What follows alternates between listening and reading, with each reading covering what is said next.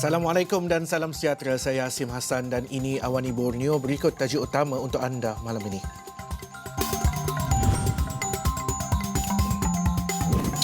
Penamatan subsidi ayam, jangan buat pembelian panik. Pertingkatkan operasi bersama, tangani aktiviti jenayah.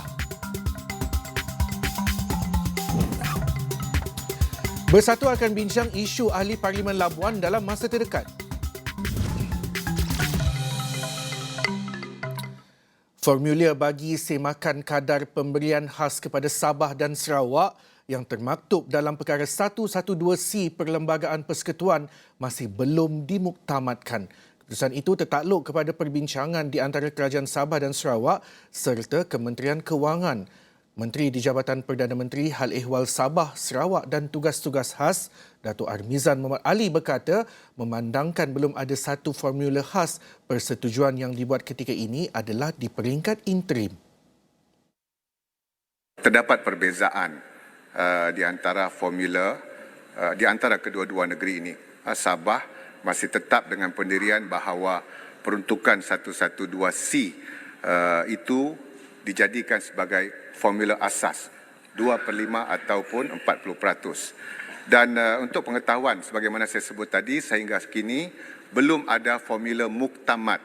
Itu sebabnya kerajaan ketiga-tiga peringkat atas prinsip untuk memastikan Sabah dan Sarawak menerima kadar semakan yang lebih tinggi daripada kadar sedia ada, maka persetujuan itu adalah di peringkat interim sebagaimana disebutkan secara jelas dalam ucapan belanjawan bahawa kadar 300 juta itu adalah interim arrangement, pengaturan interim yang melibatkan ketiga-tiga negeri.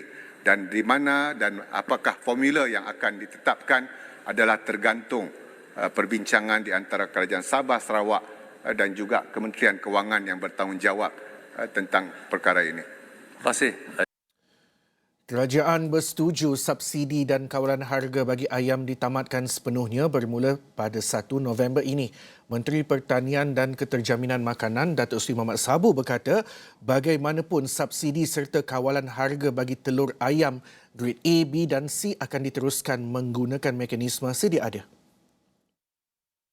Katanya ia selaras dengan pendekatan penyasaran semula subsidi secara berfasa. Menurutnya, sejak Februari 2022, kerajaan menanggung RM3.8 bilion untuk subsidi telur dan ayam. Kerajaan telah bersetuju agar subsidi dan kawalan harga bagi ayam sahaja yang akan ditamatkan sepenuhnya bermula 1 November 2023. Subsidi serta kawalan harga bagi telur ayam grade A, B dan C akan diteruskan menggunakan mekanisme sedia ada.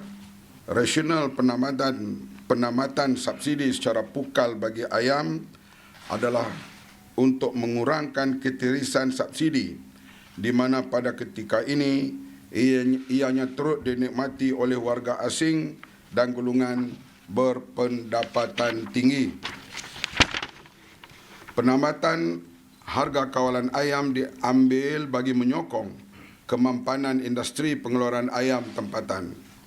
Di samping itu, melalui kaedah ini, kerajaan akan turut dapat meningkatkan pelbagai inisiatif sosioekonomi dan kebajikan rakyat termasuk bantuan tunai.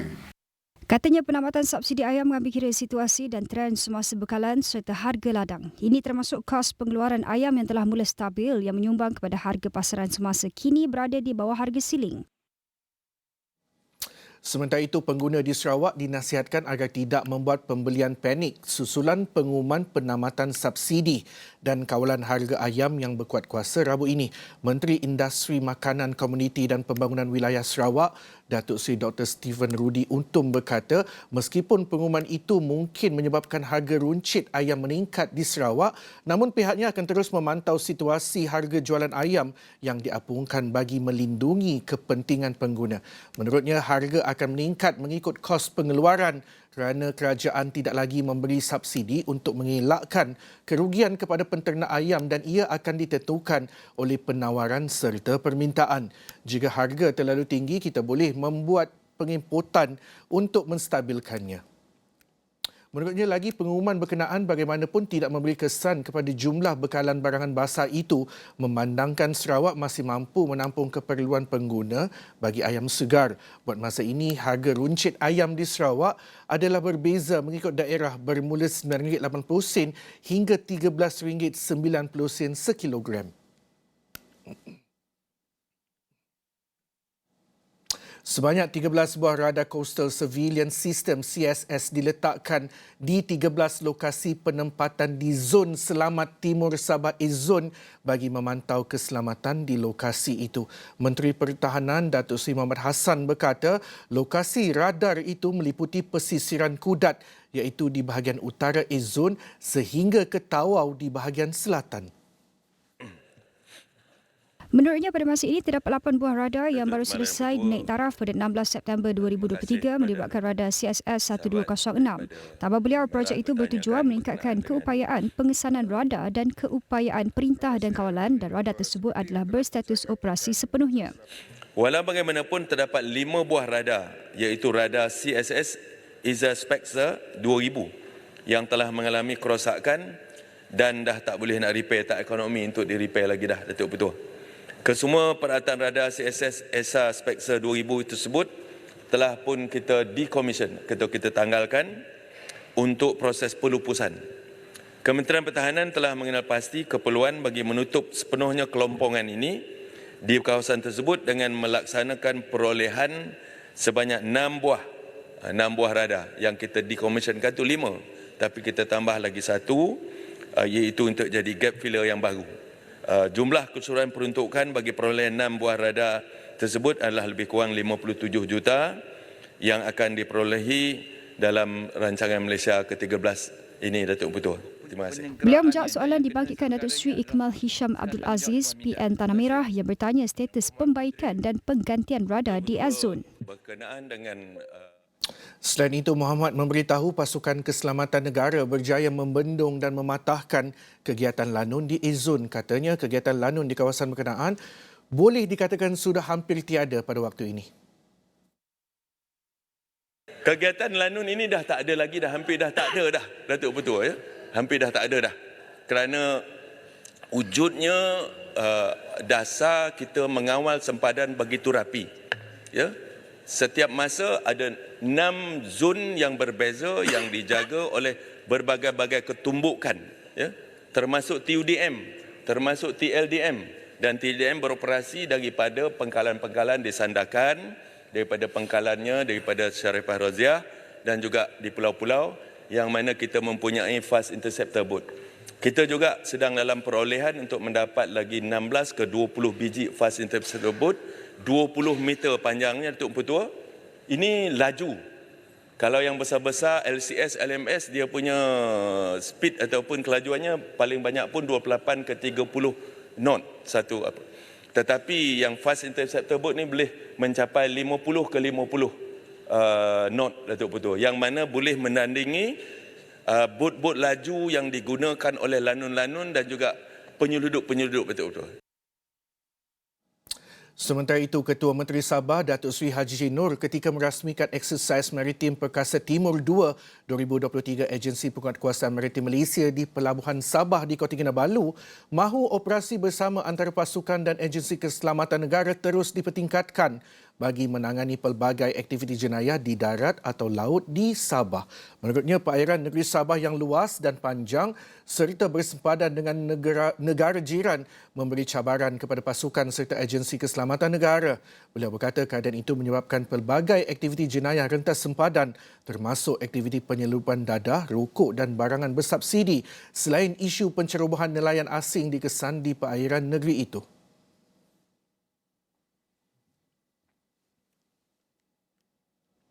Kerjasama dan kejayaan eksersis Kekar Kartika Malaysia dan Indonesia Kekar Malindo antara Tentera Darat Malaysia TDM dan Tentera Nasional Indonesia Angkatan Darat TNI-AD membuktikan hubungan pertahanan diplomatik yang teguh antara kedua-dua negara. Panglima Division Kelima Infanteri Major General Datuk Malik Razak Sulaiman berkata eksersis bilateral itu telah lama dilaksanakan secara timbal balik yang meningkatkan hubungan pertahanan kedua-dua negara melalui perkongsian ilmu, pengalaman dan kemahiran. Situasi yang kita hadapi pada masa ini dan juga masa akan datang, kita tidak boleh lari daripada untuk bekerjasama dengan negara-negara yang lain. Especially, terutamanya kita sebagai salah satu daripada negara ASEAN ataupun Asia Tenggara ni, kita terbentuk dalam satu kelompok keluarga yang merangkumi 10 tuan negara. Jadi kita tidak boleh lari untuk menghadapi sembarang situasi, ancaman sebagainya. Sebuah negara itu tidak akan berjaya sekiranya dia cuba untuk bersendirian. Jadi kita perlu bekerjasama. Katanya eksersis itu kali ini dilaksanakan selama 9 hari di Tawau. Ia memperlihatkan kekuatan pertahanan kedua-dua negara berada pada tahap baik. Malik berkata perbezaan latar belakang, budaya dan bahasa tidak menjadi halangan kepada 76 pegawai dan 766 anggota lain-lain pangkat TDM serta TNIAD bekerjasama menjayakan eksersis yang bermula pada 23 Oktober lalu. Tapi bila kita disatukan dalam satu platform seperti ini, iaitu Kekamalindo, kita dapat bekerjasama menunjukkan satu semangat ukhuwah untuk kita kuat dalam kita menjalankan misi dan juga tanggungjawab. Parti Pribumi Bersatu Malaysia Bersatu dan juga ahli parlimen dari Perikatan Nasional PN dijangka mengadakan perbincangan dalam masa terdekat bagi membincangkan situasi ahli parlimen Labuan, Datuk Suhaili Abdul Rahman. Perkara itu dikongsikan ahli Majlis Pimpinan Tertinggi Bersatu, Datuk Wan Saiful Wan Jan, yang memaklumkan selepas perbincangan selesai barulah keputusan akan diumumkan. Kita pun baru membaca surat yang dikeluarkan oleh ahli parlimen Labuan, Datuk Suhaili, rakan kita dalam Perikatan Nasional dan dalam Bersatu. Jadi ada perbincangan yang akan dilakukan di peringkat parti dan juga di peringkat ahli-ahli parlimen dalam masa yang terdekat, dan saya yakin di pihak parti akan membuat keputusan dan membuat pengumuman yang sesuai dengan keputusan kita selepas perbincangan tersebut diadakan. Pada Khamis, Ahli Parlimen Labuan, Datuk Suhaili Abdul Rahman menerusi kenyataan mengisytiharkan untuk memberi sokongan kepada kepimpinan Perdana Menteri Datuk Seri Anwar Ibrahim. Beliau turut menyatakan sokongan kepada kepimpinan Datuk Seri Haji Nur selaku Ketua Menteri Sabah yang mana banyak membantu rakyat Labuan melalui anak syarikat GLC Negeri Sabah dari segi peluang pekerjaan dan peluang perniagaan secara kecil-kecilan sejak mula beliau mengambil pucuk kepimpinan di Negeri Sabah. Katanya dalam kenyataan sama, bagi mengelak sebarang keraguan, beliau menegaskan bahawa dengan menyatakan sokongan beliau bagaimanapun terus taat, setia dan kekal sebagai ahli parti Bersatu. Suhaili juga menegaskan dalam kenyataan sama, pengisytiharan sokongannya kepada Perdana Menteri adalah tanpa sebarang paksaan atau tekanan daripada mana-mana pihak dan melakukannya dengan seikhlas hati demi kepentingan rakyat Labuan.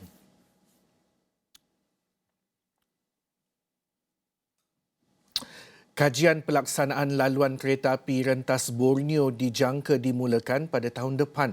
Timbalan Menteri Pengangkutan Datuk Hasbi Habibullah berkata, selain kerajaan negeri Sarawak dan Sabah, cadangan ini telah pun mendapat sokongan dari negara jiran Brunei. Jadi kita merancang bagaimana menjadikan railway juga sebagai salah satu mode transportation kita untuk kargo dan juga untuk membawa passenger, ya. Jadi maka kita telah memberi briefing kepada Yang Amat Berhormat dan alhamdulillah negeri Sarawak, rancangan kita ialah untuk ketiga wilayah ni, negara Brunei juga, wilayah Sabah dan juga wilayah Sarawak, ya. Sebab kereta api ini adalah dalam federal list yang menjadi tanggungjawab persekutuan, ya. Menjadi tanggungjawab persekutuan untuk mengadakan rel ini. Kata Hasbi lagi, projek ini dijangkakan memberi impak besar pada ekonomi 3 wilayah itu, sekaligus menjadikan limpahan rezeki buat penduduk. Kerjasama semua pihak katanya penting kerana selain membangunkan laluan, kajian juga akan melihat kepada pembangunan kawasan transit yang terlibat. Untuk rekod, kerajaan Indonesia telah mengadakan kajian mengenai pelaksanaan rel kereta api di wilayah Kalimantan sejak 2015.